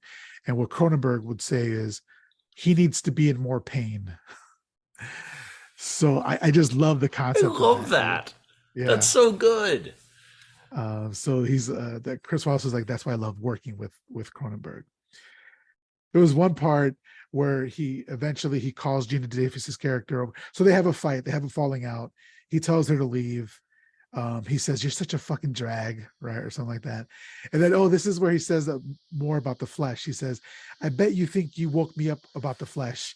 You only know society's straight line about the flesh. you can't penetrate beyond society's sick gray fear of the flesh. And it's like, okay, I think Cronenberg has a fetish here. You know it. You know what it reminds me of? What's that? Quentin Tarantino. With the feet? Yeah. When the man writes a scene where Selma Hayek pours wine down her leg and a man has to drink it off his foot, and then you cast yourself as that man, like Yeah. you're not fooling anybody. But also, like, Quentin puts a lot of monologues in his movies that are obviously that are obviously him talking him talking to the audience. Like Bill from Kill Bill has a monologue about Superman that is Right. obviously Quentin Tarantino just talking. But that's, yeah, there's several lines in The Fly that's like, Cronenberg, that's just you, bud. Yeah. And there's either unintentional or intentional comedy in the movie that comes up just based off of who Brundle is as a character. He's really snarky and full of himself and just kind of like funny. So at one part, she asks like, what do you want me to do? Like he calls her over after he's like already well on his way to becoming a fly. And yeah, so she asks, what do you want me to do? And he immediately like has his donut, pulls out a donut, and just starts throwing up on it. And then his ear falls off. And then she's like completely surprised. And he's like, oh, that was nasty, right? Like there's just like little parts of that are just funny that I don't know if. Yeah. And then he's talking about his process of like learning what he can and can't eat. And he's like, I playfully call this vomit drop. It's like, okay. All right. So he's learning how to be Brundlefly. And Yeah. even naming himself Brundlefly is completely ridiculous. It is.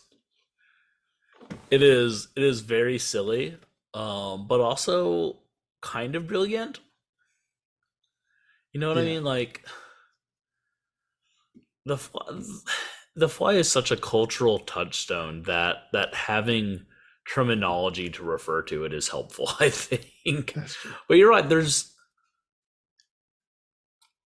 a lot of humor in this movie. Some of it is unintentional, I think. Like opening up like when they opened up the telepad, I mentioned before, I was like, look out, there's a baboon in there. Fuck off. Yeah. But there are lines that are obviously, I think, intended to be funny. Yeah, there's lines that are tended to be funny, like when he picks up that woman at the bar and he had just snapped that guy's arm in the arm wrestling, which looks fucking incredible. He just done that. And she asks him, what are you, a bodybuilder? And he says, yeah, I build bodies.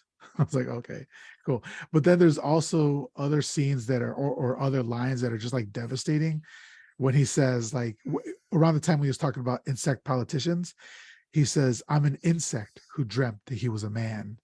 I was like, oh shit. Like that's pretty crazy. And I know that I think that comes from a poem. I'm forgetting now what poem that comes from, but I think that came from something. But it's obviously even like referring to like Kafka's The Metamorphosis sort of thing, right? Right. So I'm a big fan of Kafka, but I did not think about it in while watching The Fly at all. really, Because, you know, Kafka's Metamorphosis, is an obvious parallel as they're both turning into insects. mhm. But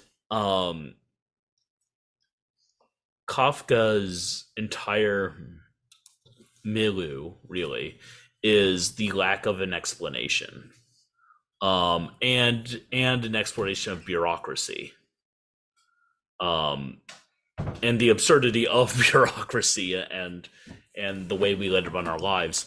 And I don't really know what Mel Brooks, that's a weird line, Mel Brooks and Cronenberg wanted to say with this film. But I think it's an exploration of the intersection of human nature and animal nature and insect nature. Mhm. Uh, because while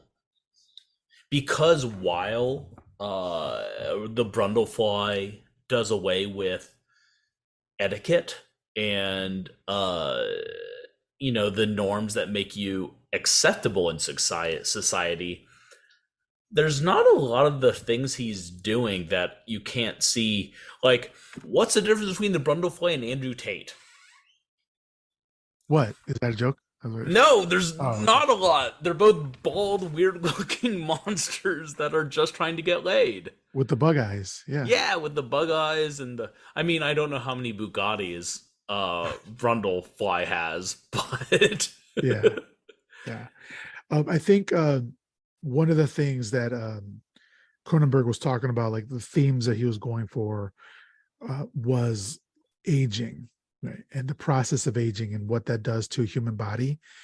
And he said that filming it now and then filming it then and then watching it currently, it's a completely different experience for him. Whereas before, it was more when he was filming it, it was more like ethereal, the process of aging, because obviously he was younger. Now, having gone through a lot of aging since then, what 86, yeah, over 30, whatever, 35 years ago, like he sees what time does and how it deteriorates the body. What a lot of people thought that he was trying to say, oh, and also he's talking about cancer as well, what cancer does to a body. What people thought he was trying to say, he thought that he was making a commentary specifically on HIV and the AIDS epidemic, because this came out in '86, around the time right. of like the worst times of that disease.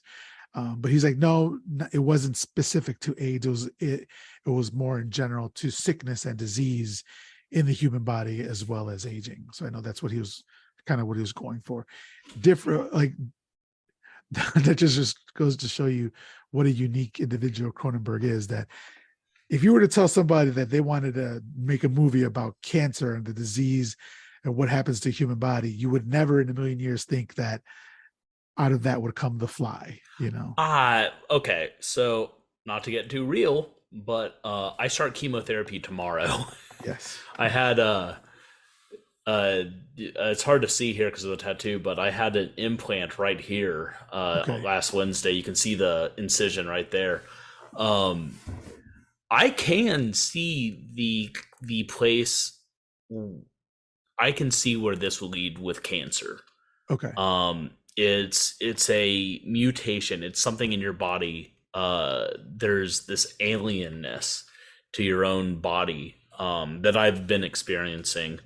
Um, and mine is very treatable. I'm going to be fine after chemotherapy. But the chemotherapy is poison. My hair is going to fall out. I'm going to look sick. I'm going to be nauseous. I'm going to be probably throwing up a lot. Hmm. My health is going to be tenuous for a while. And if it was terminal and I was going through all of this, my morals, not mine, but I can see why someone's morals might slip. Right. You saw that a lot in the 80s too, where when people were infected, you know, uh, AIDS is not a death sentence. HIV is not a death sentence. My uncle has been HIV positive since the 80s, and he it became AIDS, and it is no longer A. Like, they have amazing treatments. Anyway, I say all that to say, in the 80s, when it was unknown and it was considered this like thing, um, hugely due to the Reagan administration, was this demonic gay plague that was blamed on homosexuality as opposed to what it actually was. A lot of the people who had AIDS that were infected were like, fuck it, I'm going to die. The world hates me. Why do I need to behave? Why should I play by society's rules? Okay. I see. So with all those things in mind, like, I can absolutely see this as being a commentary on cancer or AIDS. Mhm. The problem, of course, is that it demonizes victims. But that said, he's a tragic character. He's a tragic villain. Yeah, There's not really, because Jeff Goldblum's a very charismatic guy. You can't help but like him right up until the point where he starts to lose his mind. yeah, And even then, you can see, and this is what I love about body horror, you can see him struggling with his own changing psyche. You can see him struggling with it, wrestling with it, and ultimately losing to it. yeah. So first, I just want to say thank you for sharing that, and you are going to be fine. We have a community Absolutely. with you, and we love you. That was a great description of what was happening in the movie. Um, do you know is it like the 5 stages of grief, or however many stages of grief there are? I was reading something where it says that he goes through each stage of grief throughout the movie. Mm-hmm. Well, like he goes through anger, right? He goes through denial, acceptance at the very end. Like he grabs that shotgun and like points at his head and is begging for her to kill him. Yeah. So I just think it was really well thought out, the whole uh, process that Brundlefly was going through was just amazingly well written, that portion of it. Yeah. And then just the last thing I wanted to mention, that from my notes, was when a couple things was when Brundlefly is down in the rafters and he just screeches down and lands on the ex-boyfriend, and then Mm-hmm. that's when he pukes on Yeah. his Yeah. hand and also the ankle. Oh Yeah. man, just a great It sequence. was fantastic. I love that. I love Yeah. that scene so much. And then like he was about to like puke on him, and Ronnie was like, "No, don't." And I'm like, dude, at that point, just kill the man. Just like, Yeah. just take him out of his freaking misery. I know we needed him. Like, there's never been a character where I was more like, oh, they just need a body to open the door for her at the end, and like to shoot like she could have done everything. Yeah. Like they could have empowered her a bit more, but they needed the ex-boyfriend for whatever stupid reason they needed it.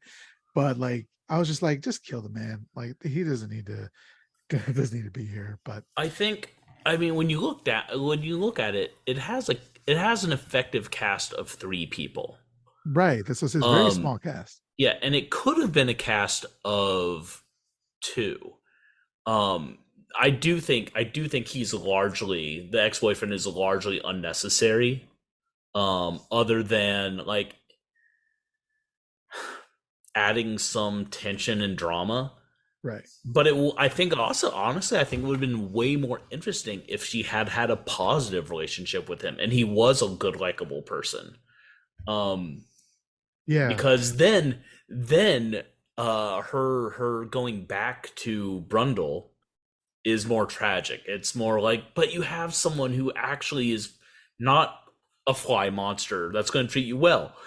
But at the point, like, you look at Brundlefly and you look at the ex-boyfriend, and you're like, yeah, he's a fly monster, but he's not. He didn't like break into my apartment when I told him never to talk to me again.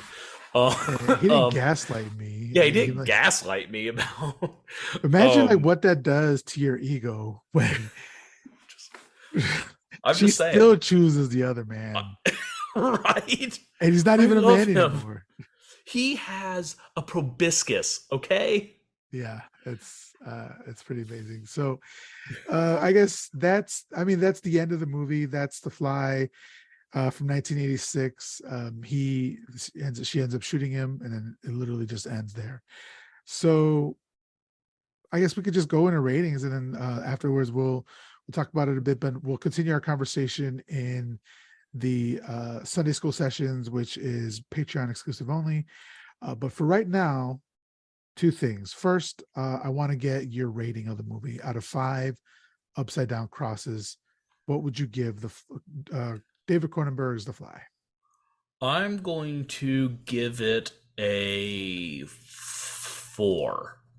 I really love the film. I love a lot of things about it, but there were some shortcuts taken in the writing and some male centric bullshit that without the movie would have been better. Yeah, I think so. I think I'm right there with you. I'm think I'm at 4 upside down crosses as well. I think the last time I rated this, and with Letterboxd, like you'll see it, and a lot of times you'll know you've seen the movie, but it's been years since you've seen it. And then so like for me, I'll just want to rate it, just catalog it real quick. I did that, and I think I gave it 5 upside down crosses. But like watching it, and it very well could have been, at that point in time, it was 5 upside down crosses. For today, or having seen it yesterday, I think I'm at 4 upside down crosses. It's still a great movie. I think the special effects, the acting, the story, the directing, like I don't know if like the cinematography, I don't know if there was shots that I was like, holy shit, I've never seen it before. It's particularly beautiful or anything like that, or particularly like technically astounding or anything like that. But I think it was capably directed. There was some scenes, like for example, that upside down scene where he's like supposed to be walking on the ceiling and on the walls and sort of stuff. That's like in I've seen that before. I know how that's done, right? So as far as the directing was concerned, I wasn't like overly impressed by it, but I really enjoyed it. It was really good. And then he was also responsible for the writing. So that's why, so I think I'm at four upside down crosses with that. What did you think specifically about the directing, or even like the cinematography of the film? Was there anything that stood out to you about like the directing? You know, I was impressed. Okay, let me rephrase. um, Assuming that it was a low budget film, I was impressed with what they did. Um, they managed to make a very intimate feeling movie. Um, there's no really amazing set pieces. We've talked a little bit about how the set is, in fact, a little bit weird at Right. times. But that said, um, it's easy to get lost in this film and to just enjoy it. There's not a lot of things that break the moments. And as far as cinematography goes, it was fine. It's good, even. Um, there was nothing in the cinematography that made me that either took my breath away or made me frustrated. Okay, that's cool. That's fair. So now what we do was I'm looking for a recommendation. So I will recommend one movie to you in a similar vein to The Fly, and hoping for you to recommend one to me. Okay. So we were just had a screaming, yelling match at We each did. other about what movies we were going to recommend. But It's true. John, I would love to recommend to you a movie in a similar vein of Cronenberg's The Fly from 1986. So I am going to do Demon Seed from 1977. It's like at an intersection between body horror and like smart technology, directed by Donald Cammell. I think it's also starring Julie Christie. I think you're really going to like that one. Okay. Of course, it's in the 70s, which was one of my favorite decades for horror. And then so I would love to get a recommendation from you. Can I, Miguel? I'd like to give you two, actually. Okay, hit me with 2. All right. So first, I want to give you. So I have a friendship with a gentleman named Edward Lee. He's the godfather of extreme horror, and he likes to send me movie recommendations regularly. One of the last movies he recommended I watch is Titane. Um, Titane is a story about a woman who gets a titanium plate in her head after a car accident, and then there's some weird car sex stuff. But it's really weird, kind of disturbing, a little bit brutal, but really twisted and kind of a mind fuck. And I think that, you know, as people who love horror, we're kind of always pushing against whatever boundaries we can find, and I think Detained does a good job of that. However, there's another movie that kind of features some body horror, things changing in ways that are unnatural, that I think is really disturbing and fun. Okay. I want to recommend the Teenage Mutant Ninja Turtle trilogy. Oh, the whole trilogy. The Okay. whole trilogy from 1990 to 1993. Uh, those, the first one from So 1990. Secret of the Ooze and then Turtles in Secret of the Ooze is Time. the second one. I believe Teenage Mutant Ninja Turtles 3 doesn't have the didn't have a thing Okay. on it, but I believe that's Turtles in Time Yeah, yeah. is kind of the Okay. subtitle there. Um, I want to point out that Steve Barron directed the first movie and had two screenwriters, Todd Langen and Bobby Herbert, and with Bobby Herbert doing the story. Um, the Secret of the Ooze, which introduces Bebop and Rocksteady to the cinematic universe, and that's some body horror. Like that, those were dudes. Those were normal human dudes before the ooze oozed Yeah. them. That one had a director, Michael Presman, and our friend Todd Langen did the screenwriting and did the story. However, the third movie, probably the least popular of the three, uh, was directed, written, and storied by Stuart Gillard. So we could fully blame him for everything with that All of it. film. All right. I love the grotesque body horror, like double billing of Titane and Teenage Mutant Ninja Turtles. And I do. My recommendation is watch Teenage Mutant Ninja Turtles, watch Titane, and then watch Teenage Mutant Ninja Turtles 2: The Secret of the Ooze. Like in that order. Okay. All right. And Titane, obviously, directed by Julie DeCarno, who did Yes. Raw. Absolutely amazing, like a director. I've seen Titane, but I saw it in the theater when it first came out with our friend Max Booth, and I need to watch it again. So I would definitely going to be watching that. Awesome. And with the double bill of the TMNT is TMNT. absolutely amazing. So Yes. all right, everybody, that was The Fly. John and I will be continuing our conversation over on the Sunday school sessions. You can find that on patreon.com/myhorrorconfessional if you'd like to support the show. John, if you can let everybody know once again how they can support you in any way, where they can buy your books, all that sort of stuff. I have 3 books coming out in the next month, depending on when this goes live. I don't know Friday. postings. Friday. Okay, yeah, in the next month. I have No Guilt of Bloodshed, which is a horror western, a Jewish horror western specifically.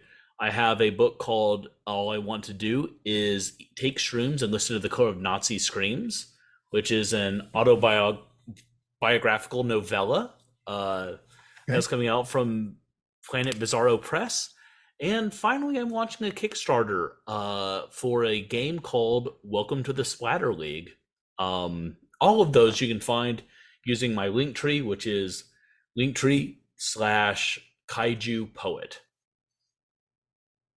Awesome. Thank you. And I want to keep talking about that game and the novellas you got coming out. So we're going to continue that on Sunday school sessions. Everybody, thank you so much for listening. John, thank you very much for coming back on, and we will talk to you next week.